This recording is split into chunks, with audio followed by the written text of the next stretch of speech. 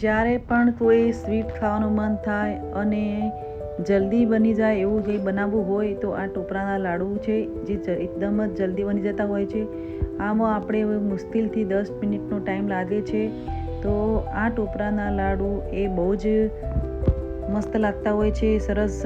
આમાં health benefit બી સારા એવા હોય છે કોકોનટના. તો આ લાડુ એકદમ જલ્દી બનીને તૈયાર થઈ જતા હોય છે. તો આ લાડુ બનાવવા માટે અહીંયા એક કોકોનટનું સીણ તૈયાર રેડી મળતું હોય છે, એ મેં અહીંયા લીધું જે આ 2 કોકોનટનું સીણ છે અહીંયા. તો આને આપણે એક સ્ટીલની પેનમાં લઈ લઈશું. જાડા તળિયાવાળું લેવાનું વાસણ, જેથી આપણે અહીંયા કોકોનટ દાજી ના જાય ટોપરું.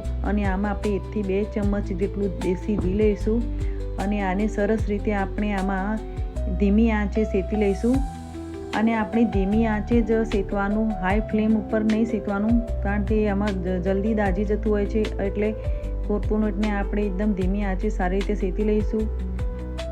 અને આ કોકોનટનું બી એમાંથી બી ઓઇલ રિલીઝ થશે, એટલે આમાં ધીમી બી બહુ જરૂર નહીં પડે. 1 ચમચ ધીમાં તો આ મીઠાઈ તૈયાર થઈ જશે. તો અહીંયા આપણે મેં દૂધનો ઉપયોગ નથી કર્યો. દૂધ અહીંયા મેં મીઠાઈ મીઠ લીધું છે, જે ઓલરેડી મીઠું હોય છે મીઠાઈ મીઠ. તો આપણે આને મીઠાઈ મીઠથી જ બનાવીશું, એટલે આપણે બહુ જ ઓછો ટાઈમ લાગશે આ લાડુ બનાવવામાં. બસ અહીંયા મેં થોડું તો 1 મોટા ચમચા જેટલું જ અહીંયા મીઠાઈ મીઠ લીધું છે. તો આને મિક્સ કરીને જોઈ લેવાનું, સારી રીતે મિક્સ થઈ જાય એટલું જ લેવાનું. જો ઓછું લાગે તો થોડું ફરી એડ કરવાનું, પણ અહીંયા મારે બરાબર આવી ગયું છે. તો આની સાથે સારી રીતે મિક્સ કરી લઈશું. આને આપણે દૂધ નહીં લઈએ, દૂધ લઈએ તો આપણે ટાઈમ થોડો લાગે, પણ આમાં આપણે બિલકુલ ટાઈમ નહીં લાગે. આ એકદમ જ રેડી થઈ જશે આ મીઠાઈ. તો અહીંયા આપણું મિશ્રણ સરસ એવું સેટ થઈ ગયું છે. આને બનાવવામાં બહુ જ ઓછી વાર લાગે છે. બસ થોડું શેકવામાં 1-2 મિનિટ થાય, બાકી બહુ થતી નહીં. અને આની અંદરથી બહુ જ મસ્ત એવી સુગંધ અત્યારે આવી રહી છે. તો આ મીઠાઈ બનીને તરત જ રેડી થઈ જાય. તો અહીંયા આપણું આ મિશ્રણ તૈયાર થઈ ગયું છે. આને આપણે થોડી ઠંડુ પડવા દઈશું, પછી આના નાના એવા લાડુ વાળી લઈએ. તો અહીંયા આપણી ખાંડ બી નથી નાખી, કારણ કે મીઠાઈ મીઠને કન્ડેન્સ મિલ્કની અંદર ઓલરેડી સ્વીટ હોય છે, મીઠું હોય છે. જો તમને બહુ મીઠું ગમતું હોય તો ઉપરથી થોડી ખાંડ અહીંયા બૂરું નાખી શકો, પણ અમને બહુ મીઠું ઓછું ગમે છે, એટલે અમારા માટે આટલું જ ઇનફ છે.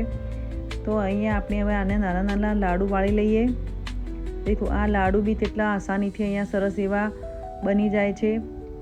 તો અહીંયા લાડુ ફટાફટ એવા રેડી કરી લઈએ. આની તમે બરફી બી બનાવી શકો, પણ મેં અહીંયા નાના લાડુ જ વાળી લીધા છે. તો જે બચ્ચાઓને ખાવામાં બહુ મજા આવતી હોય છે, નાના લાડુ એવા. તો અહીંયા આપણા એ મીઠાઈ બની એકદમ તરત રેડી છે.